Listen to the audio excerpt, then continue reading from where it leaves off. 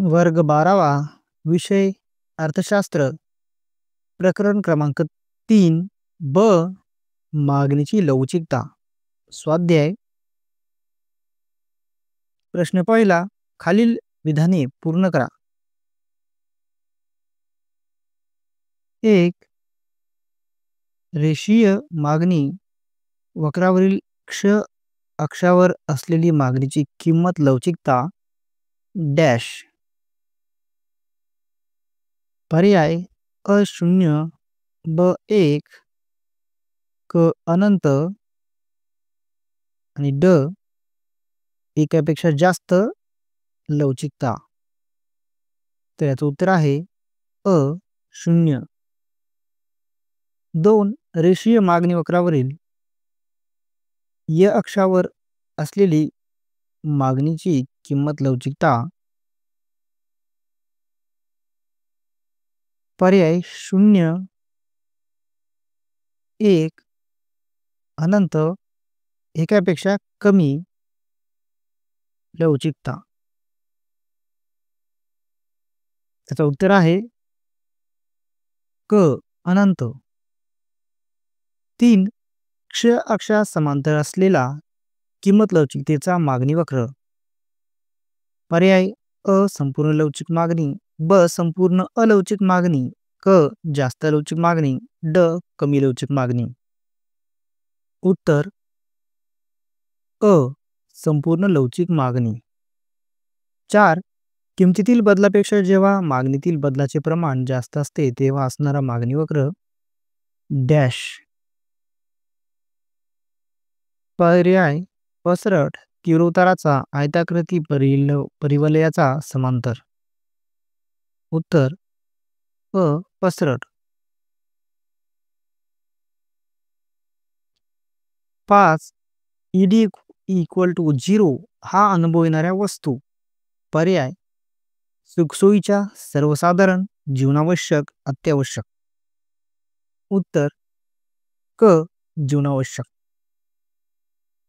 प्रश्न दुसरा योग्य अर्थशास्त्रीय पारिभाषिक शब्द सुचवा. 1. फक्त उत्पन्नातील बदलाचा परिणाम म्हणून मागणीत घडून येणारा बदल. उत्तर मागणीची उत्पन्न लवचिकता. 2. एका वस्तूच्या किमतीतील बदलाचा अन्य वस्तूंच्या मागणीत घडून येणाऱ्या बदलाचा परिणाम. उत्तर मागणीची छेदक लवचिकता. 3. किमतीतील बदलामुळे वस्तूच्या मागणीत घडून येणारा बदल. उत्तर मागणीची किंमत लवचिकता. 4. मागणीतील अनंत बदलामुळे होणारी लवचिकता. उत्तर मागणीची संपूर्ण लवचिकता. 5.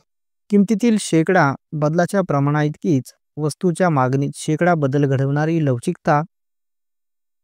उत्तर मागणीची एकक लवचिकता. प्रश्न तिसरा खालील सहसंबंध पूर्ण करा. 1. संपूर्ण लवचिक मागणी ईडी बरोबर अनंत तर रिकामी चौकट ईडी बरोबर 0. उत्तर संपूर्ण अलवचिक मागणी.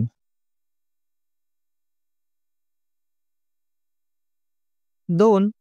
परिवलयाचा मागणी वक्र रिकामी चौकट तर क्ष अक्षाकडे झुकणारा तीव्र उताराचा मागणी वक्र कमी लवचिक मागणी. तर परिवलयाचा मागणी वक्र एकक लवचिक मागणी. 3. सरळ रेषेतील मागणी वक्र लिनियर मागणी वक्र तर रिकामी चौकट रेखीय मागणी. वक्राकार मागणी वक्र रेखीय मागणी वक्र. 4. पेन आणि शाई रिकामी चौकट चहा कॉफी पर्यायी वस्तू. तर चहा कॉफी पर्यायी वस्तू तर पेन आणि शाई या पूरक वस्तू. 5. गुणोत्तर पद्धत मागणीतील शेकडा बदल, मागणीची लवचिकता छेद किमतीतील शेकडा बदल, चौकट, बिंदू पद्धत बिंदूची मागणीची लवचिकता बरोबर मागणी वक्रावरील बिंदूपासूनचे खालचे अंतर छेद मागणी वक्रावरील बिंदूपासूनचे वरचे अंतर. प्रश्न चौथा, विधान आणि तर्क प्रश्न. विधान अ. एक चलातील बदलाचा परिणाम दुसऱ्या चलावर होतो हे लवचिकता स्पष्ट करते. तर्कविधान ब. मागणीची लवचिकता ही संकल्पना किंमत आणि इतर घटकांतील मागणीवर होणाऱ्या बदलाचा परिणाम दर्शविते. त्याचे पर्याय आहेत अ, ब, क, ड. तर मित्रांनो यातील योग्य पर्याय आहे क. दोन्ही विधाने सत्य असून विधान ब हे विधान अ चे योग्य स्पष्टीकरण आहे. 2. विधान अ. एका वस्तूच्या किमतीतील बदल हा अन्य वस्तूच्या मागणीत बदल घडवतो. तर्कविधान ब. उपभोक्त्याच्या उत्पन्नातील बदल हा वस्तूच्या मागणीत बदल घडवतो. पर्याय अ. विधान अ सत्य आहे पण तर्कविधान ब असत्य आहे. 3. विधान अ. कमी लवचिकतेमध्ये किमतीची लवचिकता ही एकापेक्षा कमी असते. तर्कविधान ब. किमतीतील बदलाच्या प्रमाणापेक्षा मागणीतील बदलाचे प्रमाण कमी असते. तर याचे पर्याय आहेत. तर याचा योग्य पर्याय आहे क. दोन्ही विधाने सत्य असून विधान ब हे विधान अ चे योग्य स्पष्टीकरण आहे. प्रश्न 5वा, फरक स्पष्ट करा. 1. अधिक लवचिक मागणी आणि कमी लवचिक मागणी. अधिक लवचिक मागणी, कमी लवचिक मागणी. किमतीतील बदलाच्या प्रमाणापेक्षा मागणीतील बदलांचे प्रमाण अधिक असेल तेव्हा त्यास अधिक लवचिक मागणी असे म्हणतात. किमतीतील बदलांच्या प्रमाणापेक्षा मागणीतील बदलांचे प्रमाण कमी असेल तेव्हा त्यास कमी लवचिक मागणी म्हणतात. उदाहरणार्थ किमतीतील 50% घट, मागणीत 75% वाढ. उदाहरणार्थ किमतीत 50% घट तर मागणीत 25% वाढ. अधिक लवचिक मागणी आकृती, कमी लवचिक मागणी आकृती. 2. संपूर्ण लवचिक मागणी आणि संपूर्ण अलवचिक मागणी. संपूर्ण लवचिक मागणी, संपूर्ण अलवचिक मागणी. किमतीत अल्पसा बदल झाला असता मागणी जेव्हा अनंत पटीने बदलते तेव्हा त्यास संपूर्ण लवचिक मागणी असे म्हणतात. तर किमतीत कोणताही बदल झाला तरी मागणी जेव्हा स्थिर असते तेव्हा त्याला संपूर्ण अलवचिक मागणी असे म्हणतात. किमतीत अल्पशी घट झाली तर मागणीत अनंत पटीने वाढ होते. किमतीत कितीही घट झाली तर मागणी स्थिर राहते. संपूर्ण लवचिक मागणीची आकृती, संपूर्ण अलवचिक मागणीची आकृती.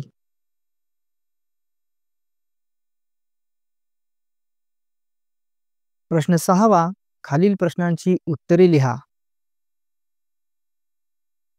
1. मागणीची लवचिकता निर्धारित करणारे घटक स्पष्ट करा. उत्तर. मागणीची लवचिकता व्याख्या. किमतीतील शेकडा बदलामुळे मागणीत घडून येणाऱ्या शेकडा बदलांच्या प्रमाणास मागणीची लवचिकता असे म्हणतात. लवचिकता निर्धारित करणारे घटक. 1. वस्तूचे स्वरूप. वस्तू जीवनावश्यक गरज भागवणारी किंवा चैनीच्या गरजा यावर मागणीची लवचिकता अवलंबून असते. सर्वसाधारणपणे जीवनावश्यक वस्तूंची मागणी अलवचिक असते तर चैनीच्या वस्तूंची मागणी लवचिक असते.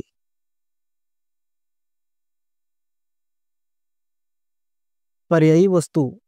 एखाद्या वस्तूला अन्य पर्याय उपलब्ध आहेत किंवा नाही यावर देखील मागणीची लवचिकता अवलंबून असते. जेव्हा वस्तूला पर्याय उपलब्ध असतात तेव्हा मागणी ही लवचिक असते. वस्तूचे उपयोग. ज्या वस्तू एकाच वेळा अनेक गरजा पूर्ण करण्यासाठी वापरता येतात अशा वस्तूंची मागणी सामान्यपणे लवचिक असते. उदाहरणार्थ विजेची मागणी लवचिक मागणी आहे. किंमत ज्या वस्तूंच्या किमती फार जास्त किंवा कमी असतात अशा वस्तूंची मागणी सामान्य लवचिक असते. उदाहरणार्थ काळी पेटीची मागणी अलवचिक मागणी आहे. सवयी सवयी पूर्ण करणाऱ्या वस्तूंची मागणी अलवचिक असते. उदाहरणार्थ सिगारेटची मागणी अलवचिक मागणी आहे. उपभोक्त्याचे उत्पन्न उत्पन्न पातळी जास्त असेल तर मागणी अलवचिक असते, परंतु उत्पन्नाची पातळी कमी असेल तर मागणी लवचिक असते. प्रश्न 2. मागणीची लवचिकता मोजण्याची एकूण खर्च पद्धत स्पष्ट करा. उत्तर एकूण खर्च पद्धतीलाच उत्पन्न पद्धत असेही म्हणतात. डॉक्टर मार्शल यांनी ही पद्धत विकसित केली. या पद्धतीत एकूण खर्चात होणारा बदल विचारात घेऊन लवचिकता मोजली जाते. म्हणजेच मूळ किमतीला वस्तूवर होणारा एकूण खर्च व बदललेल्या किमतीला होणारा एकूण खर्च यांची तुलना करून मागणीची लवचिकता मोजली जाते. तक्त्याद्वारे स्पष्टीकरण.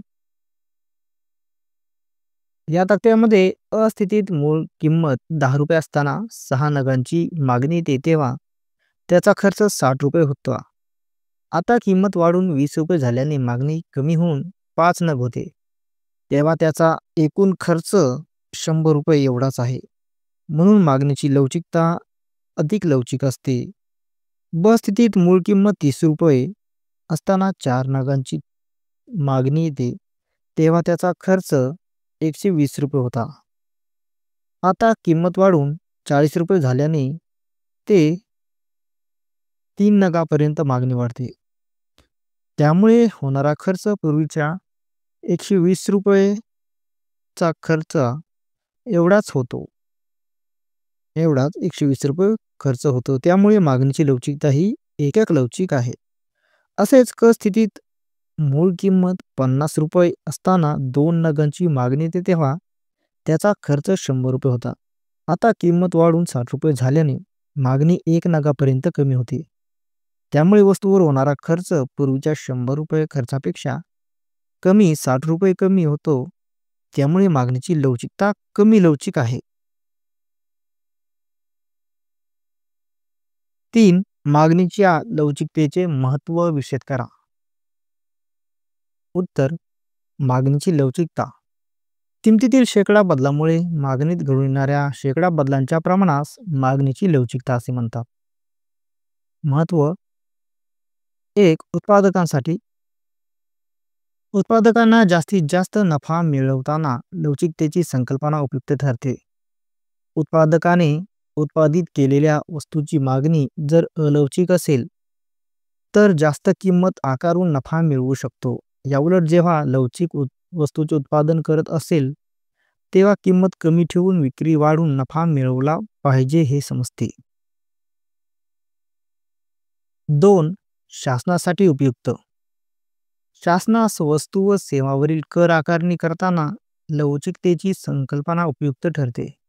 ज्या वस्तूंची व सेवांची मागणी लवचिक असते अशा वस्तूवर कमी कर आकारणी करावी आणि अलवचिक वस्तूंची व सेवांवर जास्त कर आकारणी करून जास्तीत जास्त महसूल प्राप्त करू शकतात. हे समजण्यासाठी हे शासनास महत्त्वाचे ठरते. 3. विदेशी व्यापारासाठी उपयुक्त आंतरराष्ट्रीय व्यापाराच्या शर्ती अनुकूल किंवा प्रतिकूल करून घेण्यासाठी उपयुक्त ठरते. सर्वसाधारणपणे लवचिक वस्तूच्या संदर्भात व्यापाराच्या अटी प्रतिकूल ठरतात, तर अलवचिक मागणी असलेल्या वस्तूच्या संदर्भात व्यापाराच्या अटी अनुकूल करून घेता येतात हे समजते. 4. सार्वजनिक सुविधांसाठी लोकांच्या जास्तीत जास्त कल्याणासाठी शासनाला सार्वजनिक सुविधा पुरवताना लवचिकतेची संकल्पना उपयुक्त ठरते. शासनाला लोकांच्या कल्याणासाठी अलवचिक वस्तूचे उत्पादन व वितरण स्वतःकडे ठेवून त्या वस्तूवर अनुदाने देणे आणि लवचिक वस्तूचे उत्पादन खाजगी क्षेत्राला खुले करून देता येते हे समजण्यासाठी लवचिकता महत्त्वाची ठरते. 5. उत्पादन घटकांना मोबदले निश्चितीसाठी उत्पादनाच्या घटकांना आपले मोबदले निश्चित करताना लवचिकतेची संकल्पना उपयुक्त ठरते. उत्पादनाचे घटक जर अलवचिक वस्तूंचे उत्पादन करत असतील तर आपले उत्पन्न वाढवून घेऊ शकतात, कारण त्यांचा खर्च किंचित मिळवला तरी अशा वस्तूंची मागणी कमी होत नाही. याउलट लवचिक वस्तू असल्यास कमी मोबदले घ्यावे लागतात. 6. उपभोक्त्यांना खर्चाचे निर्णय घेण्यासाठी. उपभोक्त्यांना आपल्या उत्पन्नाच्या प्रमाणात निश्चित करताना लवचिकतेची संकल्पना उपयुक्त ठरते. उत्पादनाचा उत्पन्नातील सर्वात जास्त भाग ज्या वस्तूवर खर्च होतो त्याची मागणी अलवचिक, तर ज्या वस्तूवर कमी खर्च होतो त्यांची मागणी लवचिक असते. त्यामुळे उपभोक्त्याला खर्चाचे नियोजन करताना ही संकल्पना उपयुक्त ठरते. प्रश्न 7. खालील आकृतींचे निरीक्षण करा आणि प्रश्नांची उत्तरे लिहा. 1. खालील मागणी वक्रांची लवचिकता कोणती आहे ते सांगा आणि स्पष्ट करा. तर या आकृतीपैकी ही आकृती आहे संपूर्ण अलवचिक मागणी वक्राची. किमतीमध्ये कितीही बदल झाला तरी मागणीत कोणताही बदल होत नाही तेव्हा त्याला संपूर्ण अलवचिक मागणी असे म्हणतात. सोबतच्या आकृतीत किंमत बदलली तरी मागणी स्थिर राहते, अशा स्थितीत मागणी वक्र य अक्षाला समांतर राहतो. ही आकृती आहे संपूर्ण लवचिक मागणी वक्र. किमतीमध्ये अल्प किंवा मुळीच बदल न होता मागणी अनंत होते, त्याला संपूर्ण लवचिक मागणी असे म्हणतात. सोबतच्या आकृतीत किंमत न बदलता मागणी कितीही बदलते, अशा स्थितीत मागणी वक्र क्ष अक्षाला समांतर राहतो. ही आकृती आहे एकक लवचिक मागणी वक्र. किमतीतील शेकडा बदलाच्या प्रमाणा इतकेच वस्तूच्या मागणीतील बदलांचे प्रमाण असेल तेव्हा त्यास एकक लवचिक मागणी असे म्हणतात. सोबतच्या आकृतीत किंमत जेवढा बदल झाला तेवढाच बदलता मागणी होते, त्यामुळे एकक लवचिक मागणी वक्र दर्शवतो.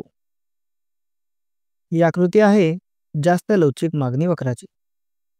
किमतीतील शेकडा बदलाच्या प्रमाणापेक्षा मागणीतील बदलांचे प्रमाण जास्त असते तेव्हा त्यास जास्त लवचिक मागणी असे म्हणतात. सोबतच्या आकृतीत किंमत जेवढा बदल झाला त्यापेक्षा जास्त बदल मागणी होतो, त्यामुळे तो जास्त लवचिक मागणी वक्र दर्शवतो.